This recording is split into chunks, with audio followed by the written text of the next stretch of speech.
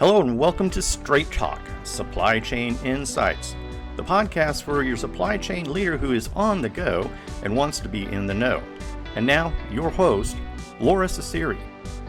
Welcome to Straight Talk with Supply Chain Insights. My name is Lora Cecere, and I'm the founder of Supply Chain Insights. And today it gives me great honor to welcome Darrell Edwards to the show. I met Darrell when I was at Temple. We actually did some postgraduate work together, and at that point in time, he was leading a supply chain organization. But I'm going to let him tell you all about his story as we continue with this, what would I tell my 25-year-old self? So Darrell, I know you're teaching now at the University of Tennessee, but you have quite a background in history and career. So tell the group a little bit about you that I can't do myself, and then we'll jump into what would you tell your 25-year-old self? Great. Sure. Thanks, Laura, and thanks for having me today as well. I'm thrilled to be with you. Yeah, gosh, as I was reflecting about my 25-year-old self, I thought about where I started. I actually was just finishing up. I think I was a little bit later in finishing my bachelor's degree. I worked my way through school, literally in a manufacturing plant when I was going to school, and finished up. And my 25-year-olds at the time, I was probably a shift supervisor. But I'm going to kind of give you real quickly a little bit about my career. I've done just about everything there is in the supply chain you can do, literally from working the shop floor all the way to leading an organization. When I retired some 4 years ago, I guess retired a bit early, I was Chief Operating Officer and Senior Vice President for La-Z-Boy Incorporated at our world headquarters just southeast of Detroit, where I had responsibilities for research and development, demand planning, procurement, manufacturing, logistics, distribution, all of our global operations in Asia and Europe and Latin America and in the States as well. And prior to that, I'd worked at a couple of different companies, one called Fieldcrest Cannon. It was a textile company, and I led some supply chain operations for the company back in those days as well as manufacturing plants. So spent 30 plus years in the supply chain space, literally from end to end. And when I retired, had responsibility from the time it was ordered to the time it was delivered to the end consumer. I retired a bit early, as I said. I've been teaching now at the University of Tennessee for 4 years, through just absolutely loving it. It's a really great chance to share some of the things I learned, some of the things that I saw work well for others, career-wise, with the young students as they become emerging leaders and leave the university and begin to enter the supply chain space. And so yeah, I tell everybody I've made so many mistakes. I can help you, and tell you what not to do. How's that? But you've done a lot of things right. Your teams when you were at Lazy Boy said that, you were a great compassionate leader, that you had a lot of heart and you really helped with a lot of career development. So, I'm going to give you a little bit of love there because I don't often hear that about supply chain leaders. But let's start with your 25-year-old self, right? I mean, did you envision the career that you have today? No? I've always been an incredibly competitive person, Laura. By the way, that's a curse and a blessing at the same time. Let's be clear. And so when I was finishing school, I started asking myself, what do I want to do, for the next 30, 40 years? I love to compete. I absolutely still to this day love to compete. It's really the one thing I miss about business. As I teach, I get a chance to share and work with wonderful people, but I miss a little bit of that competitive spirit. So I was thinking, back in the day, what do you want to do? One is I wanted to work in some sort of competitive field. I knew that. Secondly, I love working with people, and I thought, I want to be a part of a team. So how do I compete? How do I become part of a team? And I guess the other thing that I found very interesting is I love to travel. I used to spend probably 60, 70% of my life the last 10 years on the road, traveling somewhere. I'd literally wake up in the middle of the night and wonder what country I was in. And so as I was a young person, I was thinking, I want to travel as well. So I started thinking about career choices, and I thought, what I'm doing in this at the time it was manufacturing. I get to work with great people. I get to compete. I get a scorecard every week, every month, and ultimately it was every quarter when I become a senior executive. For your public company, you release your earnings. Did you hit consensus or not? So you get that feedback. I get to work with wonderful people I choose to work with, and guess what? I get to travel the world. So I thought, hey, this is not a bad way to make a living. So I think I'll stick with it. So how old were you when you heard the term supply chain? Oh, probably. Let's see, Laura. It's a very good question. Probably late 30s, early 40s. Yeah. Yeah. So A I, while back, but it not it was more about operations and manufacturing when I first started in logistics. right, right, right. And if you could roll the clock back and have a talk with that young Darrell, what would you tell him?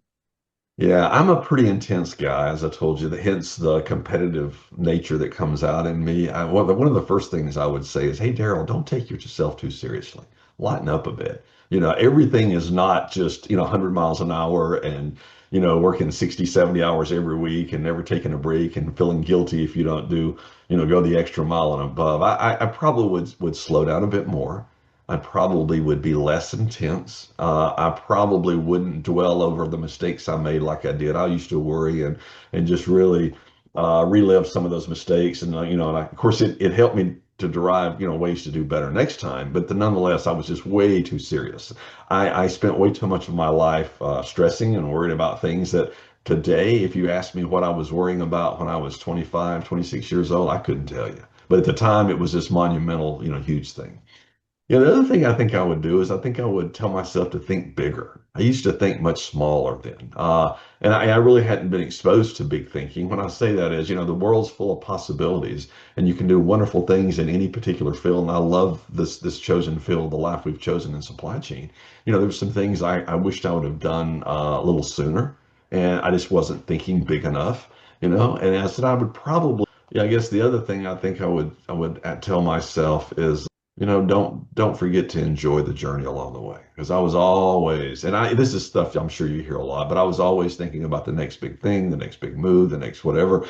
And in retrospect, looking back, some of the most fun I had were some of those early roles I wished I would have taken a time to stop and reflect a bit more versus just thinking forward all the time. So let's go back. You say think bigger. What would you have thought bigger about at 25? Yeah, Laura, yeah, it's a strange question, but I remember at 25 being a supervisor in a manufacturing plant thinking, if I could just one day, make it to plant manager, that'd be like the pinnacle of a career, for me. I was like, that's just that'll be the most awesome thing in the world. And around 30 years old, I was there, and I always say that to say that I thought, oh, maybe I could do something else. Maybe I could lead a little bit larger organization. And so I wish I would have thought a little larger about things I thought were important or bigger at the time.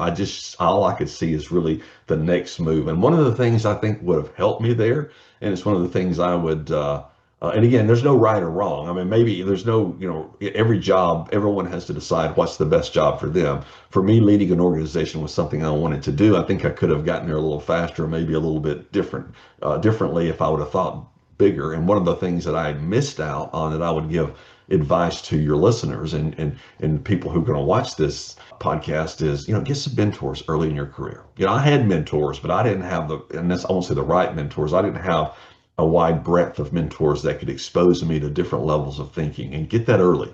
I got that later on in my career and I started to understand and interface with people who had done great things and who challenged my thinking and asked me to think more critically.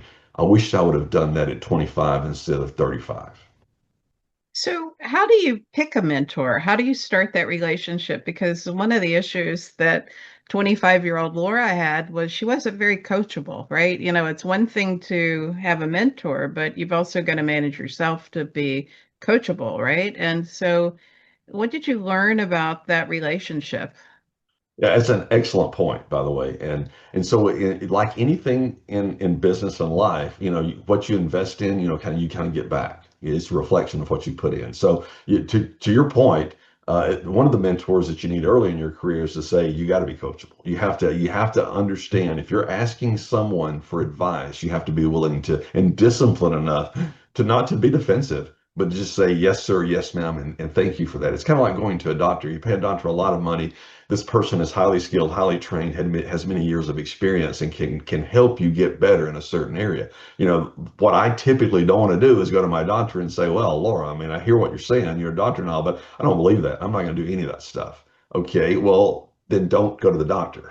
So my point is this, if you're going to ask a mentor for advice to help you, you need to be willing to accept that advice, to be actionable about, using it and be, humble enough and not to be defensive. Let's face it, if I'm 25, for me, I can't speak for anyone but for me, but if I'm 25 years old, I hadn't built a war chest of experience enough to be defensive in my mind or debate somebody who had been there, done that for many years. So one of the first things a mentor has to help you with is be coachable. Learn, be disciplined enough to be actionable on the advice. Doesn't mean everything they tell you works for you, but certainly be objective and open enough to listen and consider it. So this idea of a mentor is, in my opinion, a relatively new concept, right? Would you actively go to somebody and say, "Would you be my mentor," or would it be an informal kind of thing that you would start? How would you go about it?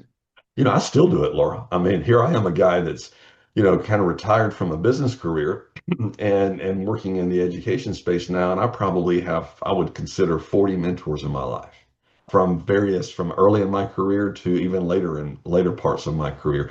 And the answer is it depends, and there's not a one size fits all, at least for me. I mean, in some cases, I go to people and I'll say, I really enjoyed this conversation. I really found your talk insightful, inspiring, or I thought our engagement here was really good. Could we have more of these conversations in the future? And I've done that, as later in my career. Would you mind if I had your email address? Would it offend you would it bother you if I sent you an email and just when you had some time, if we could just have a 20-minute conversation? Hey, I'm going to be traveling to Boston in a couple of weeks. I know that's where your headquarters. Could I buy you lunch? There's no ulterior motive here other than I just enjoyed our conversation. I found that the information that you shared incredibly inspiring and insightful, and I'd love to learn more from you. That's the only motive here. And by the way, and I always, Laura, say, if I can help you in any way, let's be clear, I believe in that this theory of reciprocity. I think it's my job to help you as well. It's not just me taking. If I can have a skill I can support you in, I want to make sure that I offer that. I think that's really valuable advice, Darrell, because I think that a lot of times people get caught up in mentor programs thinking that it's something HR is going to do for them and that it's sort of like a job description. I have to have a mentor. He's got to look like this or she's got to look like this, and then I've got a contract. But one of the things I've really enjoyed about working with you is that you live that, right? You say, "Can we have a 10-minute conversation?" And then at the end, you always thank me. And then you say, "What could I do for you?" And you end up on things like my podcast, right? But I think that that is a simpler, genuine, heartfelt way to go about to getting advice versus expecting somebody's going to do it for you and it's going to be a big program and you're going to set up lunch dates, and make it very structured. I think that people tend to overstructure these things sometimes. I think they can be overstructured. Now, let's be clear. I'm sure that works as well. I don't want to minimize the value in that. I tend to think it's a potpourri effect, if you will. Let's try some of that. That's fine. And by the way, let's have some informal conversations like you and I've had before. Let's have some informal email exchanges like we've had before. Let's share, resources. Or here's a great, article you should read. Or here's a great book I just finished. Or, hey, I'm going to be available for 30 minutes. I'm driving home and I'm in traffic. I'm happy to take a call. And I do a lot of my mentor work driving back home from Knoxville to Chattanooga. I live in Chattanooga. I work in Knoxville 2 days a week on campus teaching. So I do a lot of that, because I have an hour, 20 minutes dead time. I say all that to say, Laura, some of these conversations won't go anywhere. It will become clear to both parties that there's not a connection, and that's just fine. That's okay. You've explored it. But again, and I know I'm an old guy. I'm kind of semi-retired. That being said, though, I said I probably have 40 mentors. It's not uncommon for me to to pick up the phone or to, if I haven't talked to someone in a while, or to shoot an email if I haven't talked to someone in a while. I mean, I have one of my early mentors of my life now lives in Greenville, South Carolina. And when I go to Greenville, I always try to shoot him a note and say, hey, I'm going to be in town. I'd love to buy you lunch, and again, there's no motive other than I just want to say thank you for all the help you gave me, 30 years ago, 20 years ago, and love to catch up with you. And by the way, during those conversations, it almost always happens, he sparks a creative thought or challenges my thinking about a particular situation I'm grappling with, and hey, it was a wonderful experience to get to know another person or get to see another person, but also help to spark a thought, help me in my career as well. There's a book that I read once that I try to live that says never eat alone. And so one of the things I do when I'm traveling is I send a note to somebody saying, "Hey, I'm going to be in city X, would you like to have dinner with me or lunch?" And, so okay, let's roll back the clock. Life is full of success and failures, right? Can you tell us about a failure that Darrell made that was a learning experience? Oh yeah, I've had so many, Laura. We don't have time, so yeah, I tend to think and I tell the students I work with, I tend to think you learn a lot more from the failures than you do the successes.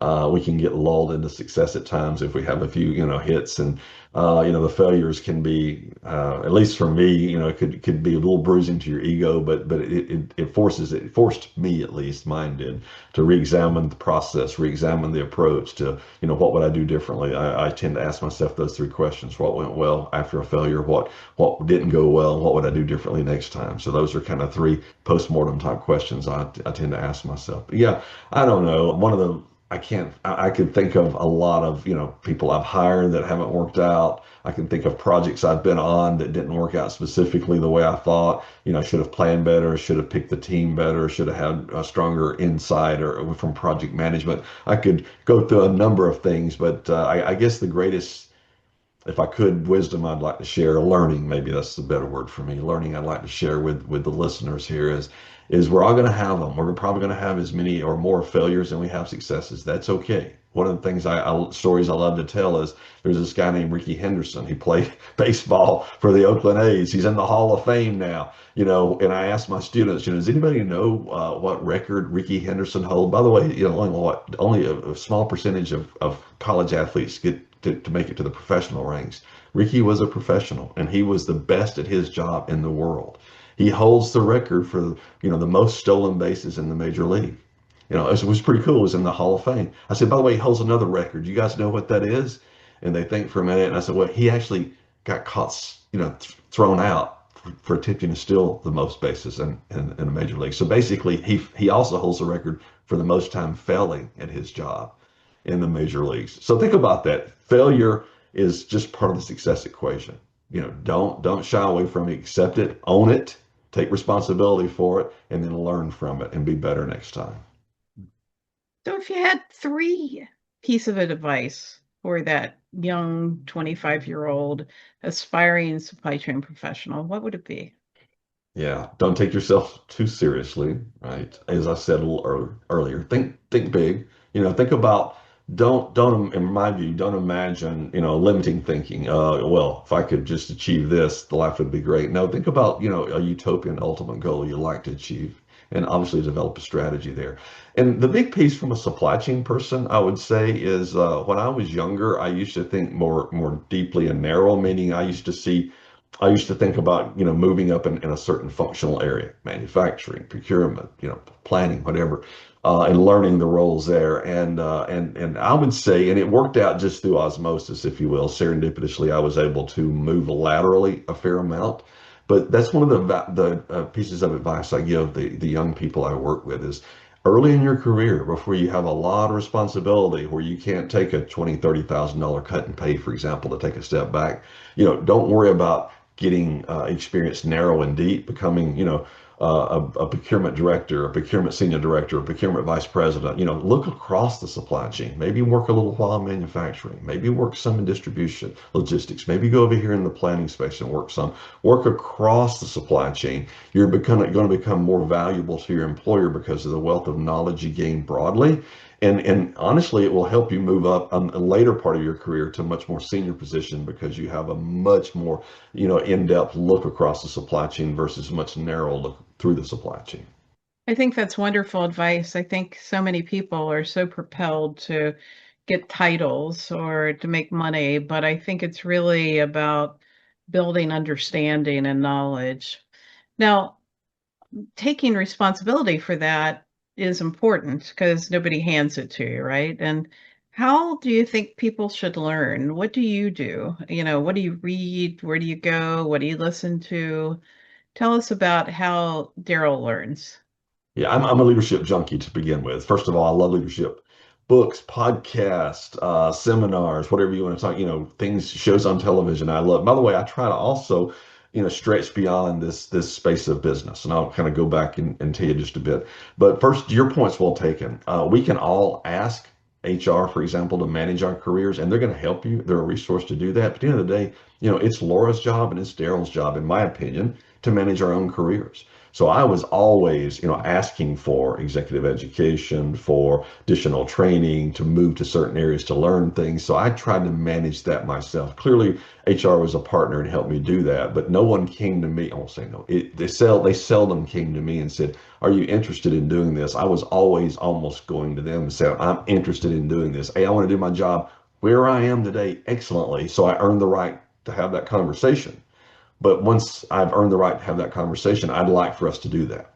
So that's number one. And secondly, back to what I like, I love to read. I listen to, audiobooks on my way to Knoxville, on my way home from Knoxville. If I'm not on a conversation with somebody, I have a lot of road time, windshield time. So it's perfect to do that. I love mostly leadership books. I tend to think that's kind of the secret sauce. It sounds pretty basic, but people used to ask me a lot, "Hey, Darrell, you're responsible for manufacturing, logistics, distribution, procurement, planning, all research and development, all these areas.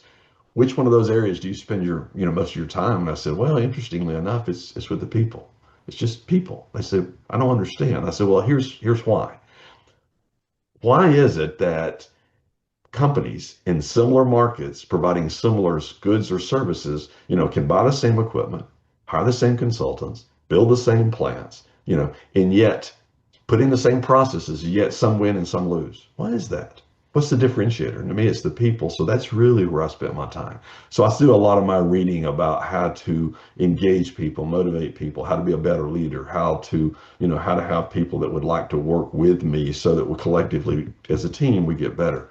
And I try not to also to leave the business space. I like to study military leaders, political leaders, religious leaders, business leaders, all types of leaders, because this skill, in my opinion, this art of leadership spans, many different spaces and not necessarily specifically business. And there are lessons to be learned across those spaces. So, what are your favorite books on your bookshelf? Oh, if you could see my bookshelf now, I've got a lot. That's a great question. One of my favorites is Lou Gerstner's book, Who Says Elephants Can't Dance. It was about his turnaround of IBM. Love that book. I just thought it was brilliant. Loved Phil Knight's book, Shoe Dog. Loved it. I just thought it was one of the most well-written books. Loved, it's kind of, I love these kind of memoir, historical books about how business leaders came in and inherited situations and through people and in gaining people's, followership, if you will, collectively did some great things. Thank you for having the time to do the show. I appreciate it. And any last thoughts before we close? No, I just thank you. I appreciate, wonderfully seeing you again. It was fantastic. It always is. I love working with you, Laura. Wish you the best of luck, and hopefully we'll get a chance to have a conversation soon again about this or something else. Call me next time you're on the road. All the best. And until then, this is Laura with Straight Talk with Supply Chain Insights and the series, What Would I Tell My 25-Year-Old Self? And today I'm interviewing Darrell Edwards. Previously ran the operations for Lazy Boy and now is at the University of Tennessee. All the best.